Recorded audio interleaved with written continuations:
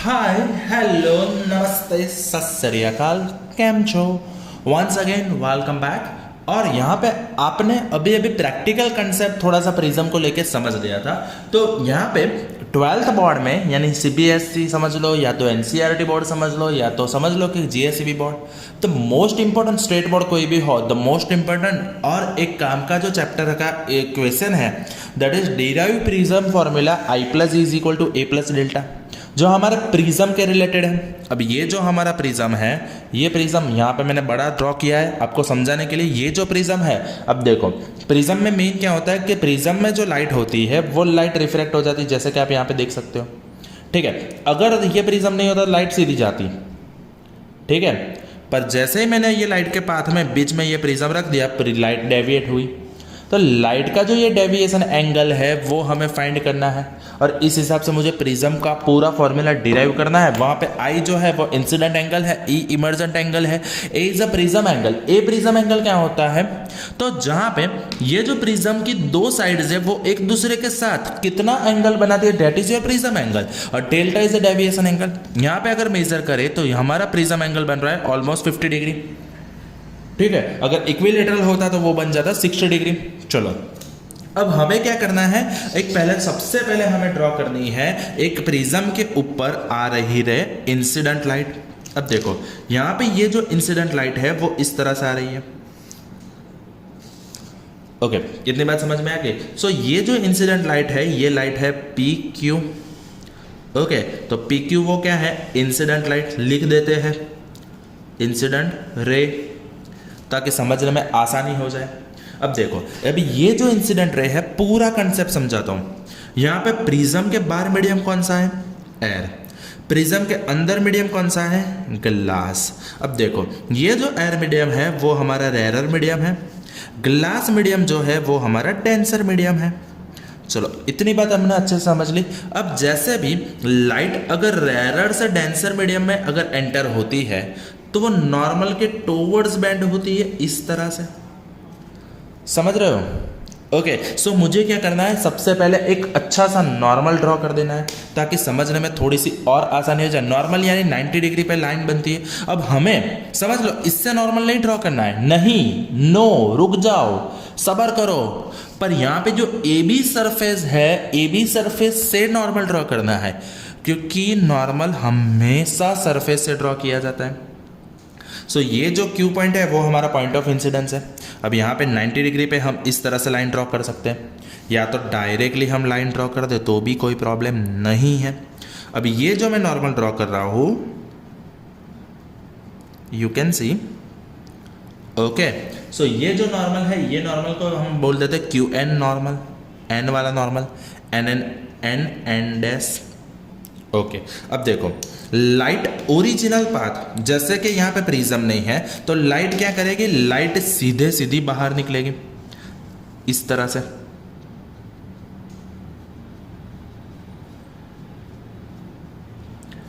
अगर प्रिज्म नहीं होता तो लाइट इस तरह से बाहर निकलती, हाँ या ना, ऑब्वियस सी बात है। तो ये उसका ओरिजिनल डायरेक्शन है, ये उसका ओरिजिनल डायरेक्शन है।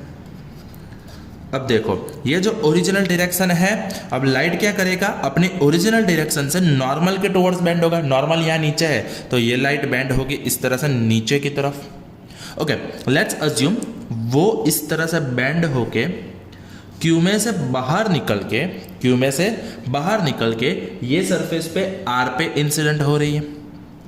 अब देखो इंसिडेंट एंगल कौन सा है, तो incident angle is the angle between the incident ray and the normal drawn to the point of incidence. ये पॉइंट ऑफ इंसिडेंस Q पे हमने जो नॉर्मल ड्रॉ किया, इंसिडेंट रे और नॉर्मल के बीच का जो एंगल है that is angle of incidence I। Okay, अब देखो यहाँ पे ये क्या हो रहा है, तो रिफ्रैक्ट हो रहा है। तो रिफ्रैक्शन एंगल क्या बनेगा, रिफ्रैक्टेड रे और नॉर्मल के बीच का एंगल। रिफ्रैक्टेड रे QR है। अब देखो अगर यहाँ पे ग्लास है, अब ये R से क्या करेगा, बाहर जाएगा लाइट रे, बाहर फिर से क्या आ रहा है, एयर आ रहा है, यानी मीडियम रेयर हो जाएगा, थोड़ा सा लाइट बन जाएगा। अब देखो ओरिजिनली क्या था, तो ओरिजिनली इसको इस तरह से बाहर निकलना था, पर अब होगा क्या, तो डेंसर से रेयर मीडियम में जा रहा है, समझो डेंसर से रेयर मीडियम में जा रहा है, तो इससे उल्टा वो नॉर्मल के दूर बैंड होगा। It normals far from the, it bends far from the normal. So यहाँ पे हम क्या करेंगे, एक दूसरा नॉर्मल ड्रॉ करते हैं। आपकी आसानी के लिए हम यहाँ पे एक दूसरा नॉर्मल ड्रॉ करते हैं, जो नॉर्मल आर पॉइंट के ऊपर ड्रॉ करेंगे। सो यहाँ पे हमने क्या किया, 90 पे एक और नॉर्मल ड्रॉ करते हैं, सरफेस से नॉर्मल ड्रॉ करना है, ये बात खास ध्यान रखनी, एसी सरफेस से नॉर्मल ड्रॉ करना है। सो यहाँ पे ये नॉर्मल कुछ इस तरह से बन रहा है। ओके, ये वाला जो नॉर्मल है इसको बोलते हैं हम एम डैश, और ये बन गया एम। ओके, सो यहाँ पे ये जो कॉमन पॉइंट है उसको एन बोलते हैं तो भी चलेगा, एम नहीं बोलेंगे। अब देखो ये दूसरा नॉर्मल है। अब लाइट क्या करेगी, इससे दूर बैंड होगी, क्योंकि लाइट को इस तरह से नहीं निकलना है। अब उसकी बैंड करने की पॉसिबिलिटी दो है, या तो वो नॉर्मल के तरफ बैंड होगी या तो नॉर्मल से दूर बैंड होगी। तो ऑब्वियसली लाइट क्या करेगी, नॉर्मल से दूर बैंड होने की कोशिश करेगी।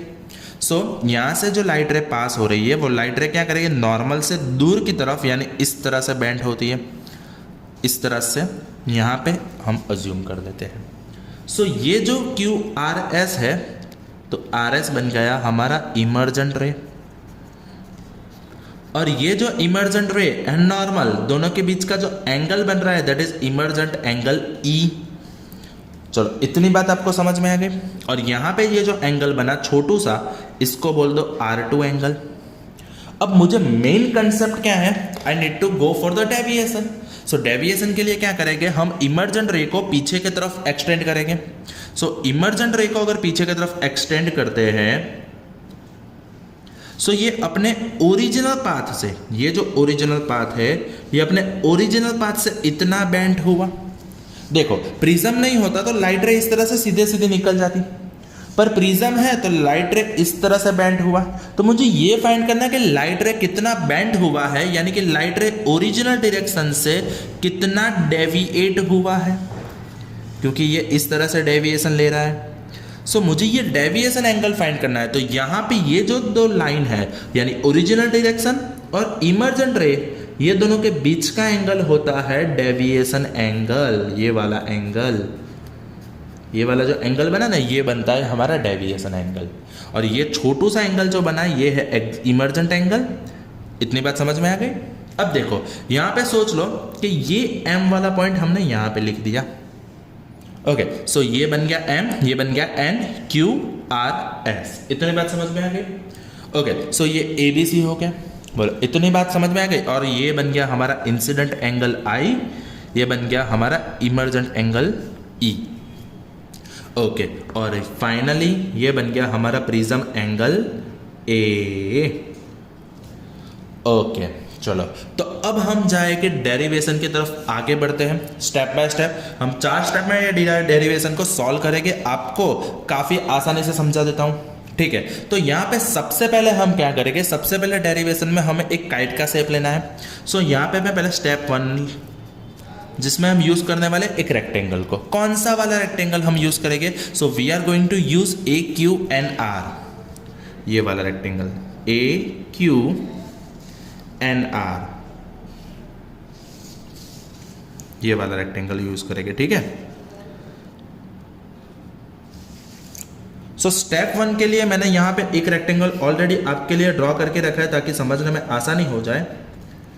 ए क्यू एन आर को सॉल्व करेंगे। ओके, स्टेप 1 को खत्म करने के बाद हम बचाएंगे स्टेप 2 की तरफ आगे, जिसमें स्टेप 2 में हम बात करेंगे नीचे के ट्राइंगल, ये वाला पतंग का नीचे का ट्राइंगल क्यू एन आर के ऊपर। ओके, फिर नीचे का ट्राइंगल लिया तो ऑब्वियसली ऊपर के ट्राइंगल को बुरा लग जाएगा, तो स्टेप 3 में हम ऊपर के ट्राइंगल को सॉल्व करेंगे। पतंग, सबसे पहले पतंग लेना है, पतंग का नीचे का ट्राइंगल, फिर ऊपर का ट्राइंगल जो है क्यू एम आर। ओके, और इसको फिर ये दोनों को रिजॉल्व करेंगे तो हमारा फाइनल फॉर्मूला हमें डिड्यूस हो जाएगा। चलो, तो हम फॉर्मूला के डेरिवेशन की तरफ आगे बढ़ते हैं। ओके, सो स्टेप नंबर 1 की तरफ आगे बढ़ते हुए यहाँ पे मैंने रेक्टेंगल ड्रॉ करके रखा है, जो बेसिकली ए बी एंड ए सी जो प्रिज्म की 2 साइड्स है, वो 2 साइड्स के ड्रॉ करे हुए नॉर्मल का एक ट्राइंगल, एक रेक्टेंगल बन रहा है। So for rectangle A Q N R total angle will be 360. Total angle will be 360. So let's say angle A plus angle Q plus angle N plus angle R is equal to 360 degree. पर यहाँ पे ये जो AB है वो AB से ये QN surface normal है. सो ये एंगल क्या बन गया 90 डिग्री. बट ऑब्वियस है. सो AQN यानी एंगल Q विल भी हमारा 90. अब ये जो एंगल QAR है उसको प्रिज्म एंगल A बोलेंगे और यहाँ पे ये वाला जो एंगल है NR ये 90 डिग्री है. सो ये जो R वाला एंगल है वो भी बन गया 90. अब ये जो N वाला एंगल है वो हमें पता नहीं है तो इसको बोल देते हैं एंगल QNR आसानी के लिए इज इक्वल टू 360 डिग्री.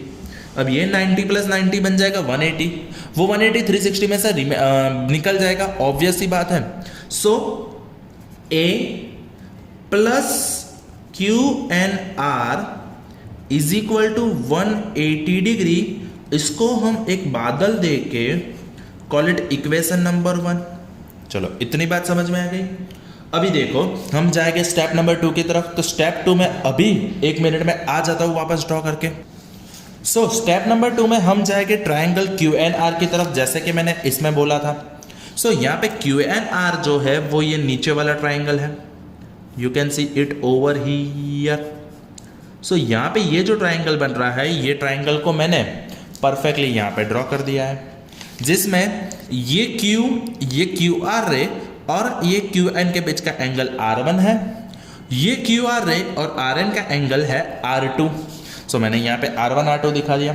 अब देखो ट्रायंगल के तीनों एंगल का टोटल एडिशन बन जाता है हमारा 180. So angle R1 plus R2 plus तीसरा angle R1 plus R2 plus angle QNR is equal to 180. Okay. So यहाँ पे देख लो कि इक्वेशन नंबर 1 और 2 पेयर से अगर इसको इक्वेशन नंबर 2 बोल दो. So from equation number 1 and 2, A plus QNR is equal to 180, R1 plus R2 plus QNR is equal to 180. So obvious सी बात है by पेज हटा दो. Okay, thank you. So by comparing equation number 1 and 2, we get A is equal to R1 plus R2. इसको बड़ा वाला बादल देना है. ठीक है. और दे दो इसको इक्वेशन नंबर 3. ओके. ये बन गया हमारा स्टेप 2. स्टेप 2 से हमें प्रिज्म एंगल का फॉर्मूला मिल जाएगा.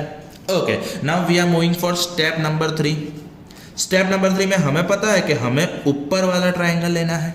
ऊपर वाला यानी यहाँ पे ये जो बन रहा था ओरिजिनल पाथ और इमर्जेंट पाथ, इमर्जेंट रे दोनों के बीच का जो ट्रायंगल था QMR. सो वो QMR के बारे में हम लोग बात करेंगे. सो यहाँ पे मैं QMR ड्रॉ करके 1 मिनट में आ गया. तो स्टेप 3 में जो ट्रायंगल है वो मैंने अच्छे से ड्रॉ कर दिया है. अब यहाँ पे देख लो. तो स्टेप 3 में हम लोग बात कर रहे हैं ये वाला ट्रायंगल के बारे में. कौन सा वाला ट्रायंगल? तो ऑब्वियस सी बात है ये QMR के बारे में बात कर रहे हैं. अब देखो ये जो QMR है वो बेसिकली ये जो लाइट है उसका जो ये बाहर का एंगल है डेल्टा. अब ये 2 एंगल है, 3 एंगल है. तो ये पूरा केस मैंने यहाँ पे ड्रॉ कर दिया.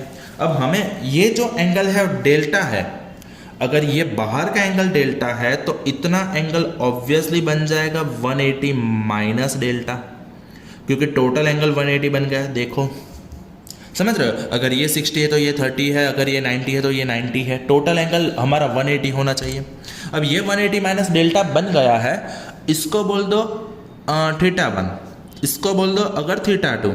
सो from triangle QMR we can say that angle θ1 plus θ2 plus 180 minus delta is equal to 180.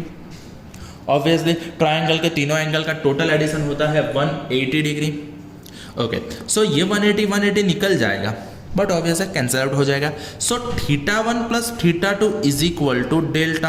अरे रुको, हमें यहाँ पे क्या करना है, ये जो θ1 है θ2 है उसको आसानी के लिए हम नाम देते हैं डेल्टा 1 एंड डेल्टा 2.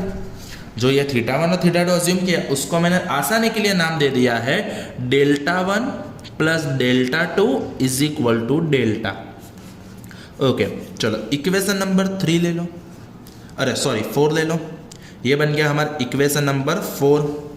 अब हम बढ़ते हैं स्टेप नंबर 4 की तरफ। अब स्टेप नंबर 4 में हम क्या करेंगे, डेल्टा 1 और डेल्टा 2 की वैल्यू पुटअप करेंगे। सो स्टेप 4 के लिए मैंने क्या किया है, ये जो ए बी सरफेस है, ये ए बी सरफेस यहाँ पे ड्रॉ कर दिया। अब ये जो नॉर्मल है हमारा एन एन डैश, ये नॉर्मल मैंने यहाँ पे ड्रॉ कर दिया है। अब देखो यहाँ पे जो ए बी सरफेस और एन एन डैश के बीच का यहाँ पे जो एक एंगल बन रहा था इस तरह से, सो ये था हमारा इंसिडेंट एंगल आई, ये रहा पी क्यू और एन एन डैश के बीच का एंगल। अब देखो ये अगर आई है तो ये भी कितना होगा, आई होगा। Vertically opposite angles, okay, vertically opposite angle, अगर ये आई है तो ये भी आई होगा। पर यहाँ पे देखो ये जो है ये वाला एंगल एम क्यू एन, सो यहाँ पे ये एंगल इस तरह से दो पार्ट में डिवाइड हो रहा है। जो ऊपर वाला पार्ट है, समझ लो बेटा, जो ऊपर वाला पार्ट है वो बन रहा है डेल्टा 1, ये जो नीचे वाला पार्ट है वो बन रहा है R1। सो इस हिसाब से हम लोग वर्टिकली ऑपोजिट एंगल की पैर को कनेक्ट करके लिख सकते हैं delta 1 plus R1 is equal to I. So delta 1 को अगर सब्जेक्ट बनाते हैं तो delta 1 is equal to I minus R1। Okay, same situation में यहां पे बनेगा E इज इक्वल टू क्या होगा, तो E जो है वो वर्टिकली ऑपोजिट एंगल बन रहा है MRN का। E is a vertically opposite angle of MRN. So यहाँ पे E is equal to delta 2 plus R2। इतना छोटा सा एंगल हमारा डेल्टा 2 है और ये वाला एंगल तो ऑलरेडी R2 है। सो स्टेप 5 में और स्टेप 4 में हमें यहाँ पे AC के लिए ये AC सरफेस है, ओके, और ये जो AC सरफेस है उसके लिए यहाँ पे ये बन गया नॉर्मल M डैश और ये हो गया हमारा RS। तो ये E है तो ये E का ये बन गया delta 2 R2। So delta 2 plus R2 is equal to E, so delta 2 is equal to E minus R2। चलो ये बात समझ में आ गई। सो डेल्टा 1 और डेल्टा 2 की जैसे ही वैल्यू मिलती है हम क्या करते हैं, डेल्टा 1 और डेल्टा 2 की वैल्यू पुट करते हैं इक्वेशन नंबर 4 में यहाँ पे। ओके, इक्वेशन नंबर 4 में हम यहाँ पे वैल्यू पुटअप करेंगे। इतनी बात समझ में आ गई। सो यहाँ पे अब क्या करेंगे, ये जो ट्राइंगल है उसको सॉल्व करने के लिए सबसे पहले ये वाला equation put values of delta 1 and delta 2, put values of delta 1 and delta 2 into equation number 4 into equation number 4। बोलो इतनी बात समझ में आ गई। So delta 1 plus delta 2 is equal to delta, पर यहाँ पे डेल्टा 1 की वैल्यू है I माइनस R1, डेल्टा 2 की वैल्यू है E minus R2। So I minus R1 plus E minus R2 is equal to delta.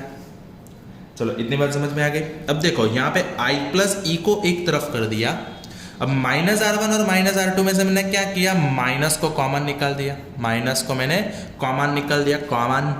सो ये बन गया हमारा R1 plus R2 is equal to delta. अटको, रुको जरा रुको। From equation number 3 we can say that R1 plus R2 is equal to A। So यहाँ पे R1 प्लस R2 की जगह रखना है A। From equation number 3 R1 plus R2 is equal to A.